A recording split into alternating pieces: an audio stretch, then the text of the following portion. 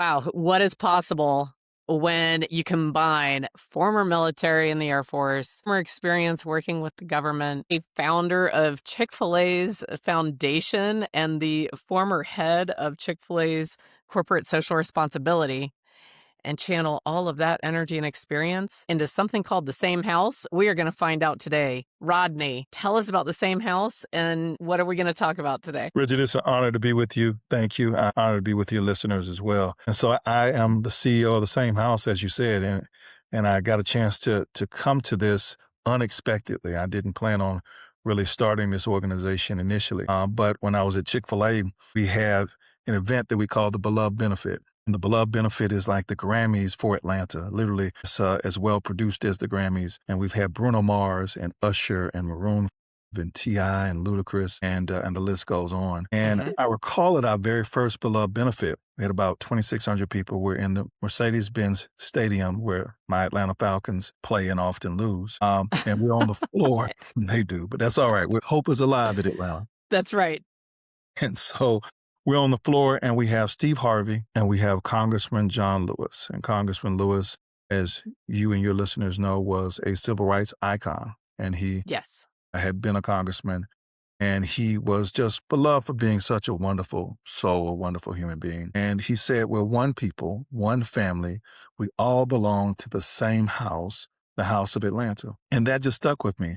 This sense that we do belong to the same house, and oftentimes we don't treat each other as if we do. And so we started an organization based off of that very simple notion. How can we ensure that no matter what room in the house you are positioned or living in, that you have opportunity, particularly economic opportunity. And we have scaled that into a host of things since then. And the Beloved Benefit that I mentioned, we've done that now 4 times and hope to do it a 5th. And we raised over $69 million. And we get a chance to be Robin Hood and all the corporations of Atlanta, Coca-Cola, Home Depot, Chick-fil-A, Delta, they really participate. And we get the money back to the organizations that need it. I find it very inspiring, and I love that visual. I love that feeling of the same house. It's something that resonates instantly of what you mean and the feeling behind it and the desired outcome. Absolutely. So, from looking at some of the mission of the Same House, it sounds like you all are very committed to fostering and reinvigorating a sense of community and a sense of belonging. And you're doing it really, from what I can see, starting at what used to be called a grassroots level, or at a small level within the Same House. You know, we do it at both. Part of this notion that we live in the same house, and particularly our experience with corporate America, is how can we bridge the largesse and the gravitas and the resources of corporate America, and then take that down to the grassroots. So grass tops and grassroots are our mission. And so we get a chance to do that, whether it be an infrastructure project and a large scale infrastructure project that may have a lot of increment and a lot of opportunity, but needs a license to operate in a community. How can you transform and lever the benefits of that project for the community? How can you take an event like the Beloved Benefit? And oftentimes you and I go to black tie events and the folks that we're trying to help aren't there, but make sure that the community is there. And so this sense of bridging within the house, that is a big deal. So we play it at all levels, quite frankly. I think that's remarkable. And yes, you answered and encapsulated what I was trying to say. I was getting that feeling of here you've got the interest, attention, and participation of huge corporations, which are iconic and so attached to Atlanta. And yet you also are looking at this sense of community in different sizes. Yes. And a word that came up repeatedly in what I looked at is bridging. It's like you want to create bridges between the corporate and the individual and the community. And you want more communication where people can feel comfortable speaking and communicating with each other and being present with each other. Absolutely. Right now, I'm working on a new project, and it's a corollary from my first book. And my first book was called Heroes Wanted, How the World Needs You to Live Your Heart Out. And that was really a personal call for others to personally stand up and give their time and their energy to helping others. And that anybody can be a hero, that you and I or someone else's hero. We may or may not know it, but we all have to recognize it. Our heroism doesn't have to be saving someone from a burning building, but it can be small things like recognizing that somebody's down, giving and lending an ear. Those types of things offer heroism, particularly for the person who needs it. And so this next project that I'm working on right now is how can corporations stand up and find their voice to responsibility to help communities and recognize that that is necessary and that is needed. And I thought about Heroes Wanted, Bridges Needed. I don't know if that'll be the title. We'll see. Mm-hmm. But both corporations have a responsibility and communities have a responsibility to stand up, find their voice, find themselves either as a leader. And I truly believe that we mislabel philanthropy. Sometimes we think of philanthropy as soft and we think of it as just giving something almost. It truly is charity. And I don't think it is. I think it's leadership. We want to find a problem and we want to solve that problem, and we want to do that collectively. And that's the responsibility that corporations have to their communities, to their consumers, whomever that is. But the responsibility that the community also has is to stand up and to demand that and to expect that and to vote with their pocketbooks in those cases. Well, I could understand how you would have that insight of the power of leadership when I look at your background. So just to share a little bit with listeners, I believe you went to the Air Force Academy. Certainly you learned about the power of leadership there. Someone yelling at me too. Yeah, I was going to say, I'm going to venture to guess you probably experienced both good and not so great, and you were able to see it in live action as everyone was developing beside each other. And then you were in the Air Force. So to share a little bit about how you came from that side of heroism, and thank you for your service with that. Pleasure. Now to this incarnation of heroism and how leadership is a thread that is going through all of it. No, that's an excellent question, and thank you for asking it. I did get a chance to serve in the Air Force. It was an honor, one of the greatest honors of my life, to serve this country in that way, and to be able to be a JAG officer, which I was. That I got a chance to go off to law school, went to law school at Duke, came back into the Air Force. And there are two seminal moments that happened in my Air Force career. The first was on my first day of trying cases. I just passed the bar. I'm in Biloxi, Mississippi at Keesler Air Force Base, a wonderful garden spot. And I'm trying my first case, my first hearing, really. And I'm calling witnesses, and one of my witnesses was slow to come out of the witness room. And I then called a recess, and I rushed in, and there was a television. The witness then started to point at the television, and it was an image of New York City, and it was the Twin Towers. And we obviously had been under attack or were under attack on 9/11. And that changed my perspective on why I was in the military, that this wasn't about going to law school or just being a lawyer, but this was a higher calling, that this was real, this was tangible, and we all were part of it, and we all were in service, whether we were in uniform or not. And then after that, I got a chance to apply for a White House fellowship. And White House fellowship was a wonderful, meaningful goal of mine. Colin Powell had been a White House fellow. I wanted to do those things as well. And so I got there, and on the third day, Hurricane Katrina hit, and I lived in Biloxi, Mississippi. Biloxi was adjacent to basically where the storm came on land. Right. New Orleans was right around the corner. So all of that hit, and I got a chance to see doing that imagery, but also we got a chance to respond as White House fellows and go down. I was placed at NASA, and so NASA had several assets in Texas, in Louisiana, and in Mississippi that were impacted. And so when I went down, I saw that civil society was broken in many cases. It wasn't able to respond. But corporate America could respond and did respond and stood up as the leaders that we expect in this civic triangle that we have. And so there's philanthropy, there is business, and there's politics, or there's government. And so they're a leg of the stool, and they stood up and they activated. And you saw them, and you saw the military as well, General Honore, really come in and help. But that impressed me. And so when I got a chance to work in corporate America, I thought about what I was doing, not as philanthropy or charity, but as the leadership that I saw during Hurricane Katrina. That's remarkable. That you looked at it, it sounds like from sort of a bird's eye view is so overused, but you were looking at it from that larger perspective of what would be possible by creating that shift in the perspective with your corporation. Absolutely. Absolutely.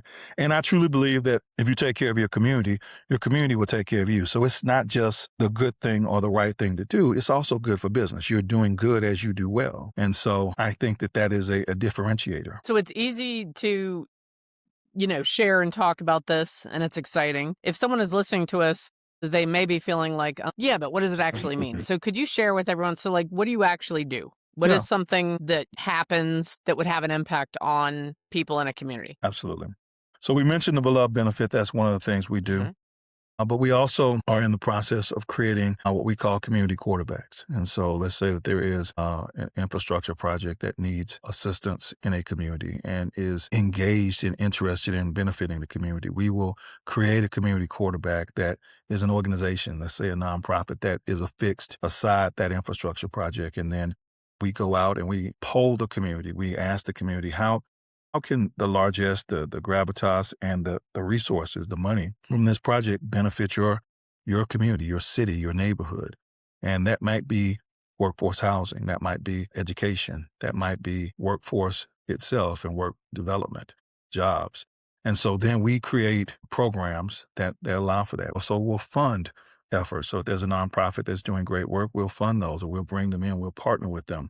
And we also try and elevate those organizations that are doing a good job so others come and assist as well. At the end of the day, our job is to further education, further employment, and further entrepreneurial opportunities, typically in a community. And so our community quarterback is one of the ways in which you do it. It's not the only way. The beloved benefit is also, I mentioned the great concert that we have, Mhm. and we do storytelling there. And I remember one of the organizations, Latin American Association, we told their story. And and a lady pulled out her check and wrote an $800,000 check on the spot because she had not been aware of the good work that was going on there. And so that's part of what we do.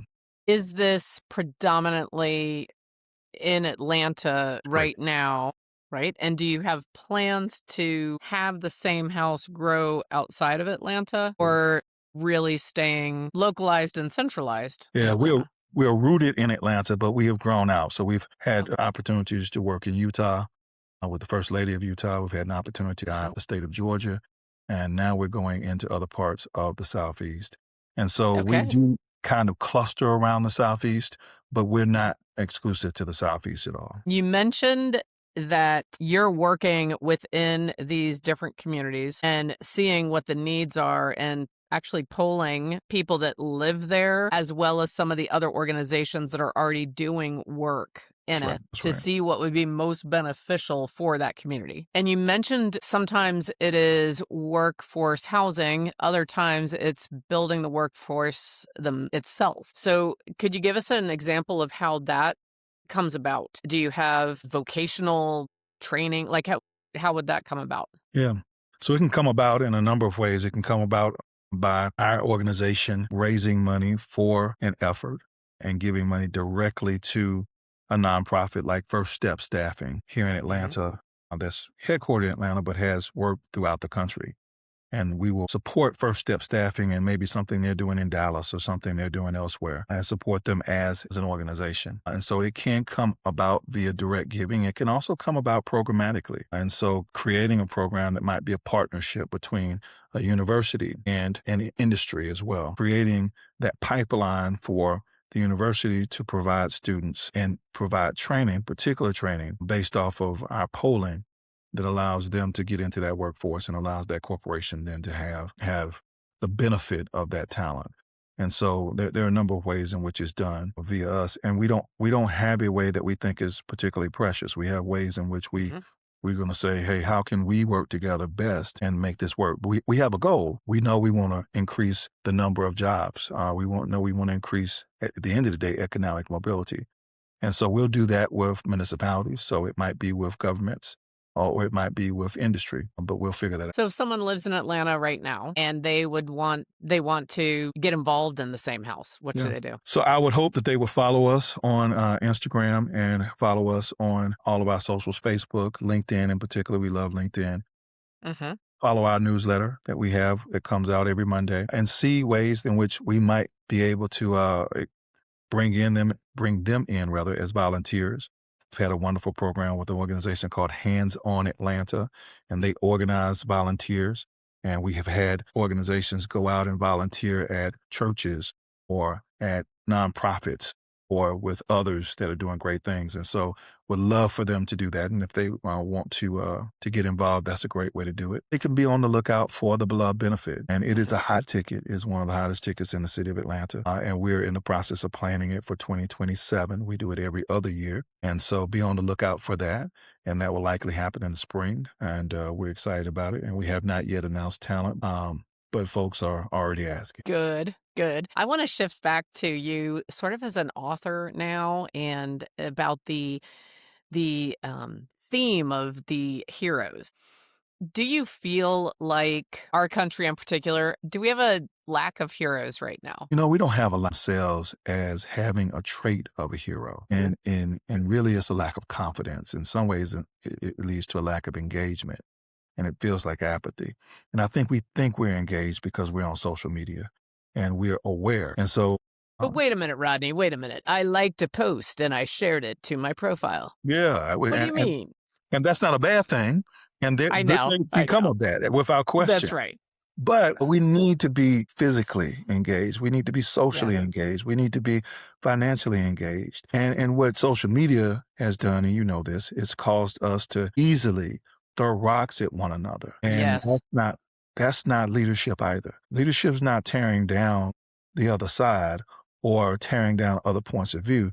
Leadership is building something, creating something that lasts, something that helps people, something that whether you get the credit for or not, is meaningful. And so in some ways, we just have lost the ideation of heroism, but we can regain that because I do think that at the end of the day, we still have the heart of a hero. I feel like you're onto something and that we have dormant heroes of all ages and some that maybe have not ever fully emerged. And I think what you're saying with what you're doing at Same House and how you've made changes in your own career and your own life is you're being a role model of, hey, dormant heroes, assemble, emerge, you can arise. Yes, absolutely. And I do think that that's so needed.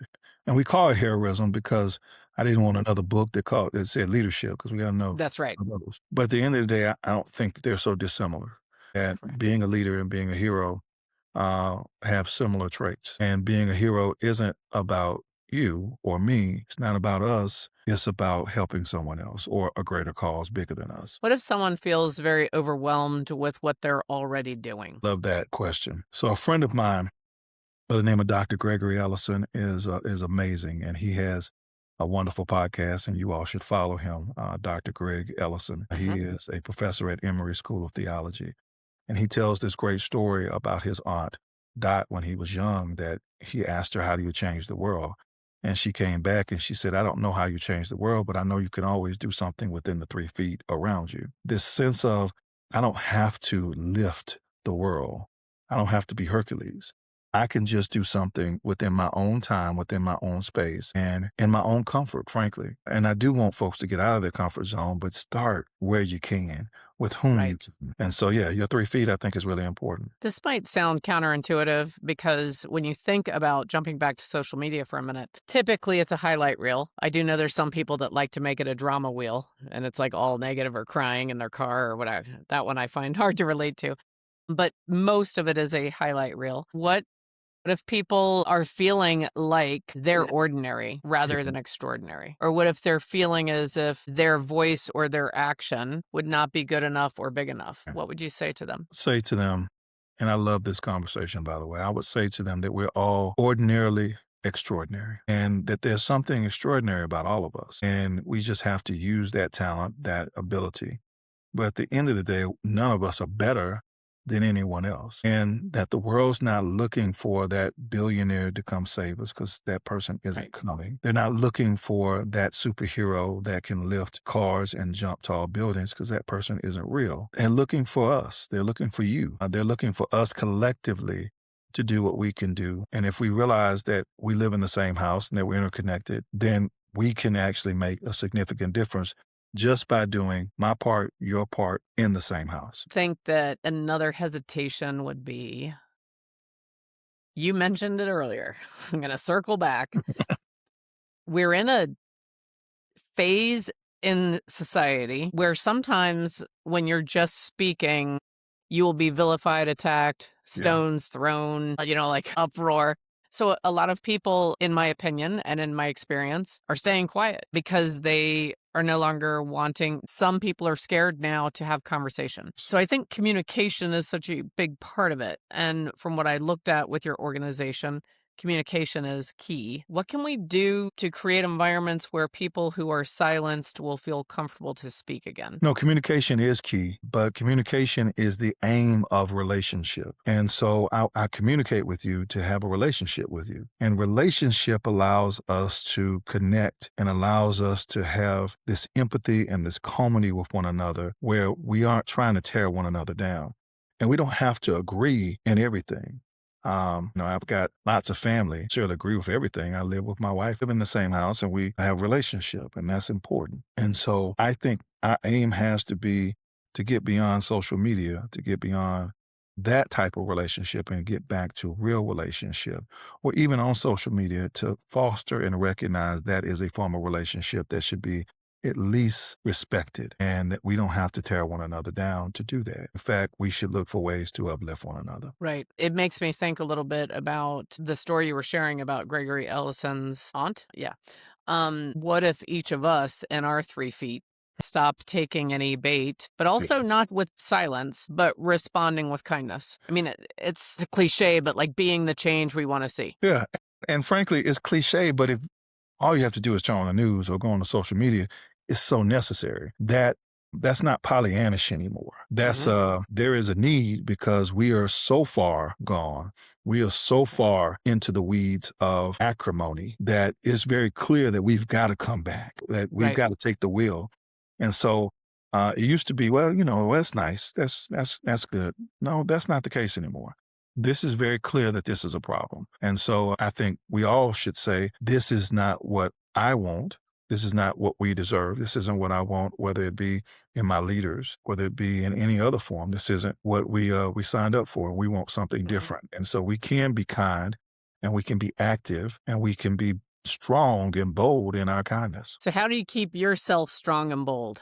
How do you lead yourself? Because you certainly have worn a lot of hats and you're still very proactively growing this organization. Yeah. How do you keep yourself engaged and in that strong mindset? Some days are better than others, I will say. And so we're definitely not perfect. I'm definitely not perfect at it. I try and surround myself with positive people. I try to divorce myself from those who are negative. I don't have to spend time with people who are jerks or people who sap my energy at this point. And that's helpful. And I try and enjoy life. Life is short. And so let's do the things that we enjoy. Let's go. I'm a big football fan, so I love football. I'm a big history fan. I study history. I love to travel. I've been to 53 countries. Let's go do those things and recharge in that which delights us. Have you been to all 50 states yet? I have been to, I'm trying to see what state I have not been to. I think no, that's not true. I have not been to Hawaii. I have not Okay. been to Hawaii, which is crazy because we played Hawaii when I was at the Air Force Academy. We played them 3 out of 4 years when I was there.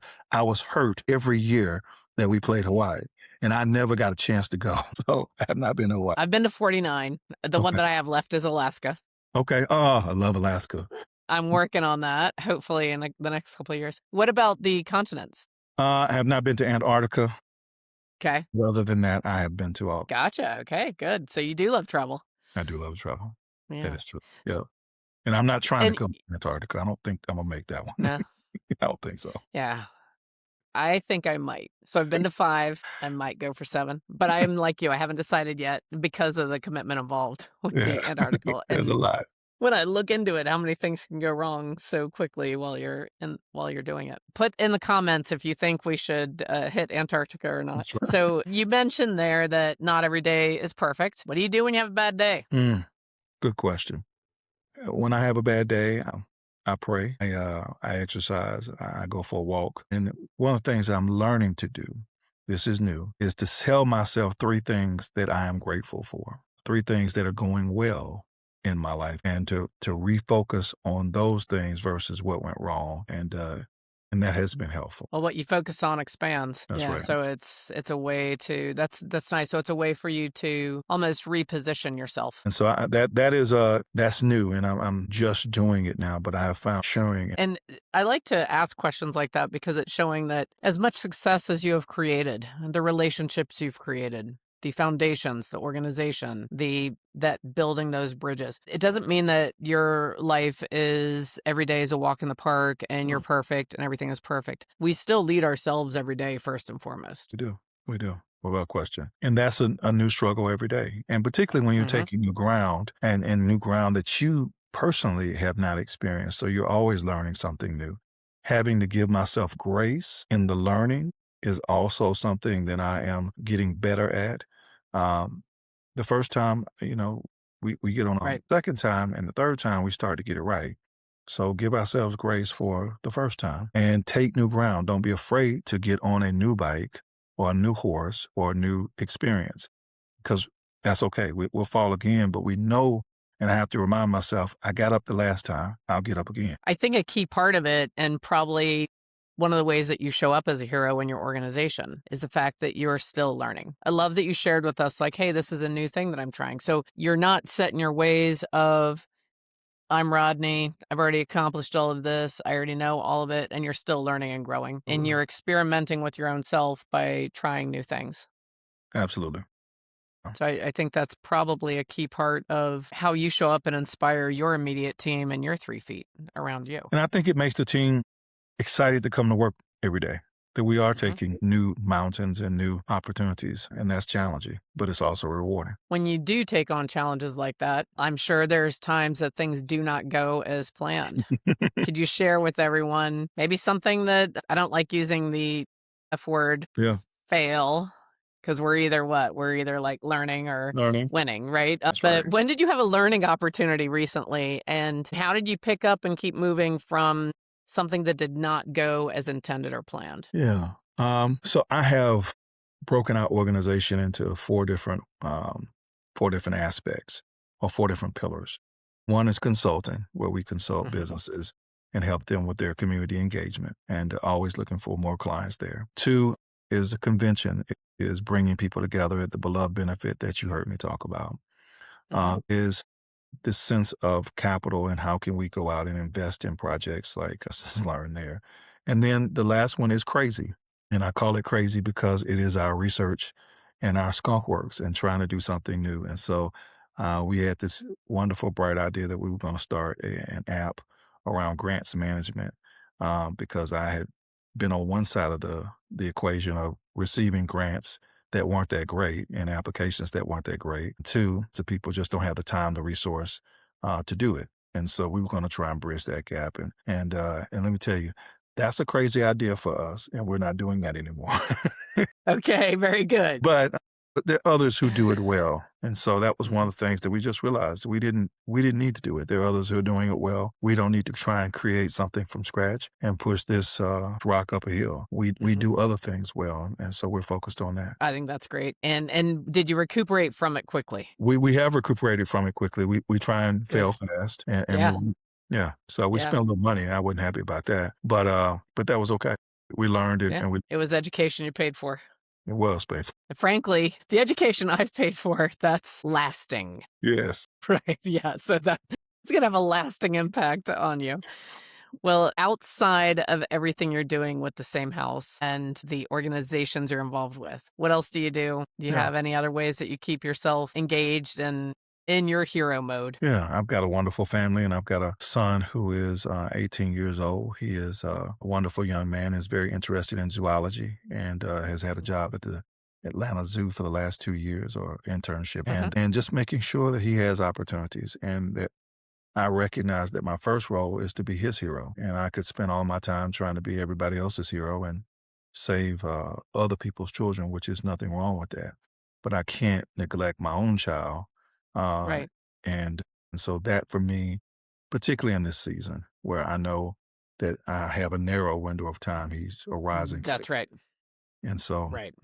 I've gotta take advantage of this. Well, I think and it's so good that you have that awareness level And yet I use that same analogy. That is a window that's closing, and you don't know how long it will take to close, but Yes. make sure you enjoy that time, before this. And it's funny because sometimes when I share that with people, they say, well, your kids don't leave you. We're not saying they leave us, but they start developing in a different way, and your interactions and frequency, it's going to change. Yeah, that is true. Yeah. They're always children to us, but they Right. aren't always children. And Right. that relationship starts to shift and change. And so while I have the opportunity where he still is a child of me and still kind of considers himself my child, um, Well, this has been so inspiring. Anyone that's listening to this podcast, connecting with the same house, connecting with Rodney Bullard, wherever you're consuming this podcast, it will be right in the description. I Good. will also include links to Dr. Gregory Ellison's podcast. So I'll grab that. And of course, your book. So I just want to thank you for sharing this. It's really kind of a call out to anyone who possibly was involved in their community more in the past. And for whatever reason, regular life, COVID, I mean, frankly, that was such a rug yanked out from all of us. And not all of us have gone back to some of what made us heroes or leaders in the Very true. past. If you're hearing this today and you're listening to the two of us, whether you know us or not, think about passions that you have dormant. Think about your hero skills, what you could bring back out. And if you never did, if you never had a chance, this is your time now. And no matter where you live, even if you're not in Atlanta, there's organizations in your area doing it. And just reach out. And then again, I agree with what Dr. Gregory's aunt said. Start within your own 3 feet. So it's that we could make this, that this is the time now to take action and make it happen. Well, thank you for being our guest today. I cannot wait to learn more about the same house. And I do go to Atlanta often for work. Sometimes some of the companies I'm with, I was just there for a convention in February. So I'm hopeful that when I come out, I could actually maybe see firsthand some of what you all are doing. Look forward to that, and we'd be happy to host you. That would be great. If you're listening to this episode of The Inner Estate, please comment below how you feel you could show up as a hero in your own community or in your own life. And I hope you'll come back and listen for the next episode.